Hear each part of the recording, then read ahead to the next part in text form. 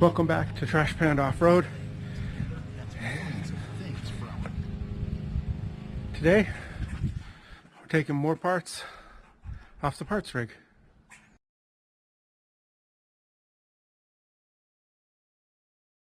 So, what we're doing today is we're going to pull this motor out of the tin top parts car because it's got to go into the blue tracker that we have out front.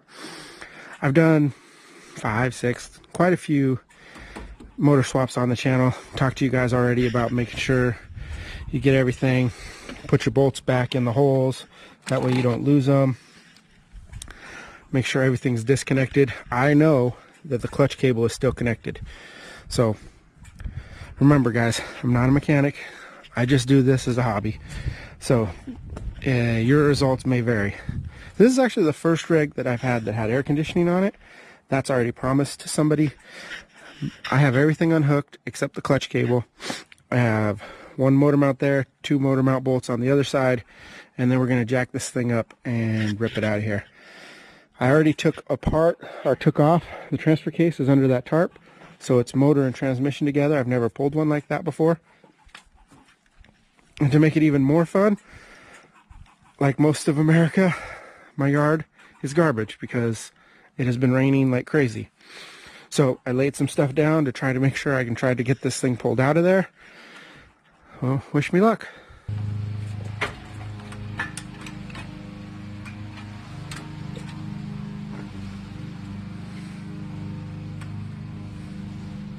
I tried to get away with leaving the fan on, but between the fan and the distributor, I don't think I have enough room.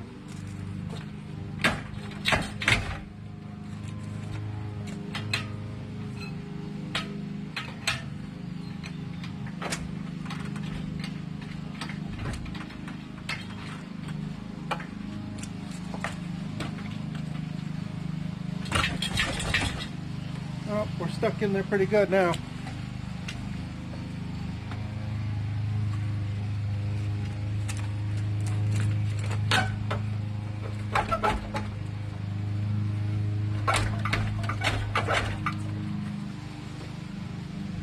Nuts. Really thought that was gonna work. I could just cut it right here. Alright, let me reassess which direction we want to go from here. Let me start by saying I'm not a mechanic. And I do take a lot of shortcuts, but this is some interesting stuff I just saw. So, the clutch cable was held on by 3 nuts, a lock washer, another washer as a spacer, and then another nut as a spacer, and then another washer. Interesting. Got the job done though. But the one that I really love, and I hope you guys can see this. Let's see if I can get this thing tripod small. Here it is. The negative ground, which usually goes right back here on the upper back part of the starter, is down here on the lower one, which I'm guessing now is also going to be stripped out because it has a wing nut and then a friggin' 4-inch long bolt that goes down past the stupid clutch cable shifter. That's a wing nut holding down the ground. So I'm probably going to go ahead and pull that out and make that more rider. So also I took the cap off of the distributor in order to get it to clear, and it seems like we're still having a little bit of trouble there with the oil pan, but I should be able to get this thing out, and hopefully through the mud I can get this thing pulled and clear of this rig.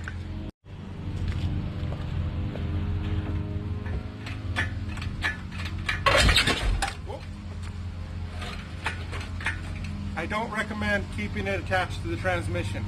A lot more trouble than it's worth just to undo 4 bolts.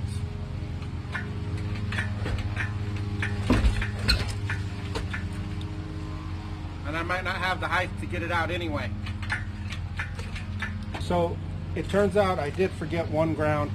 Better grab these tools too. I did forget the ground that goes on the back of the distributor. There's a big cord that was hanging out. So hope you guys could hear that. Got a lawnmower, got the neighbors hanging out barbecuing. So and it's not going anywhere.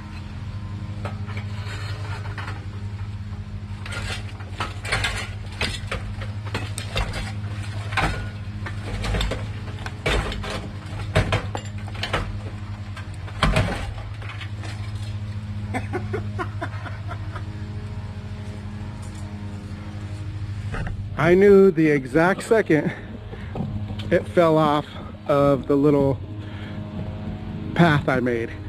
Now we're definitely not going anywhere else. Okay, so motor's out, transmission's out.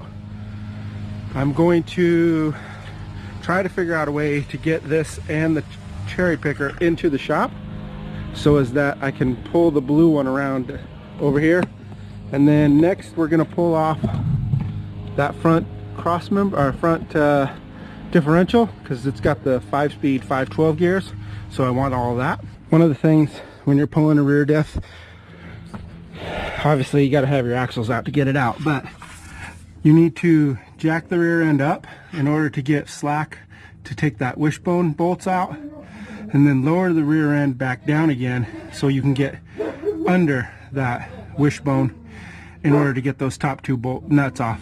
So that's what we're gonna do. We got that last nut, and then we'll take a, actually it's set what you should do. What we're gonna try, it's never worked for me though. Take that jack, put it right here on the nose, lift up on the nose, and that supposedly breaks the seal. I've never had that happen. But this could be it. It could work this time. To no surprise, jacking it up didn't work. Had to hit it with the old screwdriver. So we're gonna cut it off here, guys. Thanks a lot for watching. Hope you enjoyed it. We're getting back into projects again. So yeah, I know the lawn is hella tall, but my lawnmower that I ordered didn't come in yet. So we're gonna let it grow. Anyway, getting back to this, we're getting back on projects. We're pretty much done taking things off of here, so gotta figure out how to get rid of it. I may take the front drums, front discs and calipers, because I seen something online where I can put those calipers and discs on to my wife's 1950 Willys Jeep onto the front end to give it front brakes, and then maybe even the power steering, the whole setup. So I don't know, I gotta do some more research, but in the meantime, we're done with this one.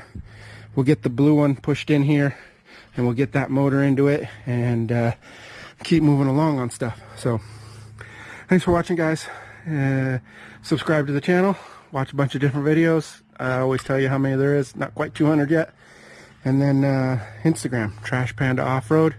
You can reach me there, and we can have conversations. I can answer questions.